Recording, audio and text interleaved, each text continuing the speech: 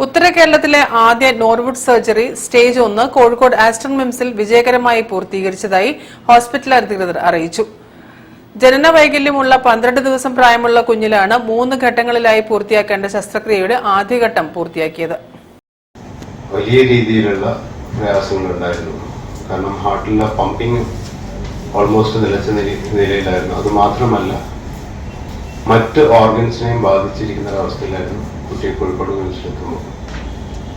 ഉടനെ തന്നെ ഡോക്ടർമാർ സംസാരിക്കുകയും അതിനെക്കുറിച്ച് പേഷ്യൻസിനോട് വിശദീകരിക്കുകയും ഈ 12 ദിവസം പ്രായമുള്ള കുട്ടിയെ ഒരു അത്യപൂർവമായ നോർവുഡ് സർജറിക്ക് വിധേയമാവുകയും സക്സസ്ഫുൾ ആയിട്ട് വിജയകരമായി പൂർത്തീകരിക്കുകയും ചെയ്തു.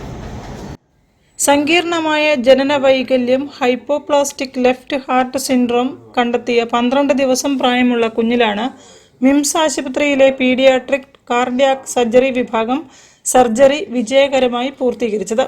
ശരീരത്തിലെ പ്രധാന രക്തധമനിയായ അയോർട്ടയ്ക്ക് കാര്യമായ തടസ്സവും രക്തധമനികൾക്ക് രക്തചംക്രമണത്തിനാവശ്യമായ വ്യാപ്തിയില്ലാതെയുമായിരുന്നു കുഞ്ഞിന്റെ ജനനം. വളരെ പെട്ടെന്ന് സർജറി ചെയ്ത് രക്തക്കുഴലുകൾ മാറ്റിസ്ഥാപിച്ചില്ലെങ്കിൽ ജീവൻ നഷ്ടപ്പെടുന്ന അവസ്ഥയിലായിരുന്നു കുഞ്ഞ് മിംസ് ആശുപത്രിയിൽ എത്തിയിരുന്നതെന്ന് ഡോക്ടർമാർ വിശദീകരിച്ചു. കുഞ്ഞ് വളരുന്നതിനനുസരിച്ച് അവയവങ്ങൾ വളരുന്നതുകൊണ്ടുതന്നെ ആർട്ടിഫിഷ്യലായി പിടിപ്പിച്ച കുഴലുകൾ മാറ്റിവെക്കേണ്ടതുണ്ട്. 3 ഘട്ടങ്ങളിലായി നടത്തുന്ന ശസ്ത്രക്രിയയിലൂടെയാണ് ഇത് ചെയ്യാറുള്ളത്. നിലവിൽ സർജറിയുടെ 1ാമത്തെയും ഏറെ സങ്കീർണവുമായ ഘട്ടമാണ് വിജയകരമായി പൂർത്തീകരിച്ചത്.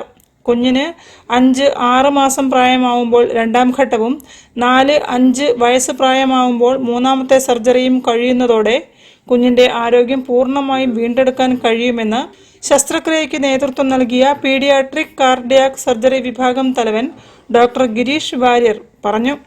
വാർത്താസമ്മേളനത്തിൽ CEO Luqman Ponmadath, doctor Sabarinath, doctor Renu P Kurup, doctor Sujatha P, കുഞ്ഞിന്റെ പിതാവ് റസാഹിദ് തുടങ്ങിയവരും പങ്കെടുത്തു. News bureau, Kozhikode. വാർത്തകൾ ചുരുക്കത്തിൽ നിങ്ങൾക്കായി അവതരിപ്പിക്കുന്നത് www.jillavartagal.com